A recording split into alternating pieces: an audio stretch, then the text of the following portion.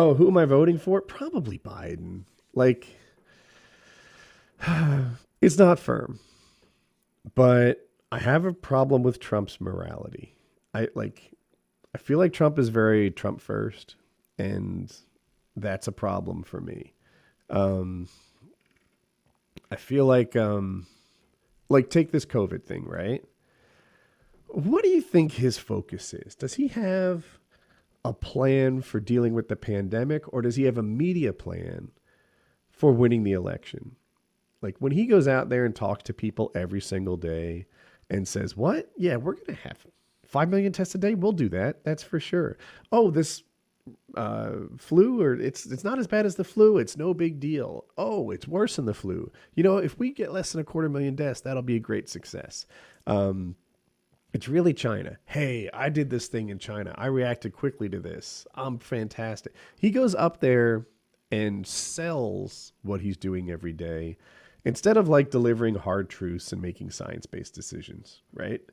That's who I think Trump is. And that like underlying bad person that all his decisions are built on top of is a problem for me. It's a crumbling foundation.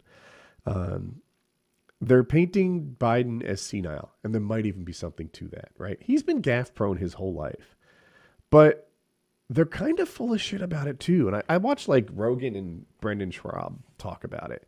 And I was like, man, I wish I was there to provide some sort of counterpoint because yes, Biden gaffes. That thing about him talking about his leg hair with the peanut butter and the cockroaches and the children and shit is ridiculous. Having said that, Trump speaks in gaffes like every day. You know, he was on Fox talking to Maria Bartoloma, and there's something close to that. Anyway, she's like, hey, are you thinking about doing a payroll tax holiday? And Trump says, man, I love payroll taxes. Payroll taxes are great. They're very hard to miss. They go up, they go down. Payroll taxes are a fantastic way to collect revenue for the government. And she goes, no, a payroll tax cut. And he goes, oh, yeah, payroll tax cut. I think that's a great idea. We'll be doing that. You fuck, right? You'll just say anything. Trump will always say anything. Trump will tell obvious lies. Trump will be like it is. Trump's foundation is a crumbling, rotting swamp. And Biden's foundation has its own flaws, but it's not that, you know? So that's kind of why I'm leaning Biden. That's the take on it. I just feel like he's not fucking evil. Trump is in a lose-lose situation. If he shuts down the state, he will get attacked for breaking the Constitution and ruining the economy. But on the other hand, if he slowly reopens the state, he'll get shit on for killing people. Agreed.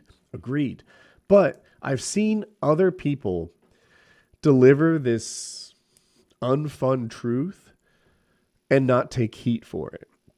Cuomo has been a super popular governor, right? Everyone's loving this guy. They want him to run for president instead of Biden. And there's another one. Maybe it's California's governor. Like there's been a couple governors who've really come out of this thing smelling sweet.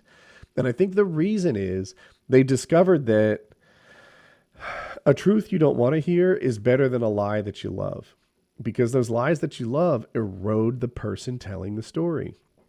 And Trump, on the other hand, just tells lies that you want to hear all the time. And he oscillates back and forth, right? He said, we need to open up. Georgia's governor opened up. He was one of the first one. Then Trump shat on Georgia's governor for saying it. And the governor was like, what? I thought Trump would support me. He was just talking about how we need to open up. And then he flips back. And now he loves the Georgia governor. He's all over the place. Whichever way the wind is blowing, whatever Trump thinks will make him look better today is what he tells you.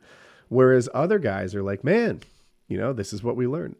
Cuomo came out and said, we might open schools because it appears that this COVID thing doesn't attack children very much. And then he goes, oh, well, there's some new science. And children are getting this inflammatory disease. It's impacting their skin and their lungs. And as we learn more about this thing, we have to reevaluate how we feel about schools, because in some ways they're an environment which is an easy way for the pandemic to transmit. Look at virus, I should say that. For the virus to transmit, schools are an environment where they could really thrive. And we're learning the kids are more vulnerable than we thought they were before, so we have a decision to make. I heard that and thought, fine. Right? He's making science-based decisions. He's telling you what you don't want to hear, but it's what you need to hear. Like, it's cool. Trump, on the other hand, he's not approaching this thing with any kind of backbone. It's just a media strategy to try to trick you into thinking that he's doing well. And that's it. That's it. Trump has done a better job than people give him credit for. I don't think so. I don't think so. I think he's not done such a great job. I will admit that it's pretty impossible to come out of this without your haters finding something to hate, right? People are going to die. He acted pretty quickly to shut down flights from China and then did nothing for 2 months. And then he started shutting things down in America. People are fussing about that 2 months. You know, it's hard to get everything right, but you know, New York was a little late to shut down and they're having the most deaths, but you get up there, you own it, you tell the truth. You know, this is where we are. This is what we're doing. This is our challenges. This is what we're doing about those challenges. And that's a style that works really well.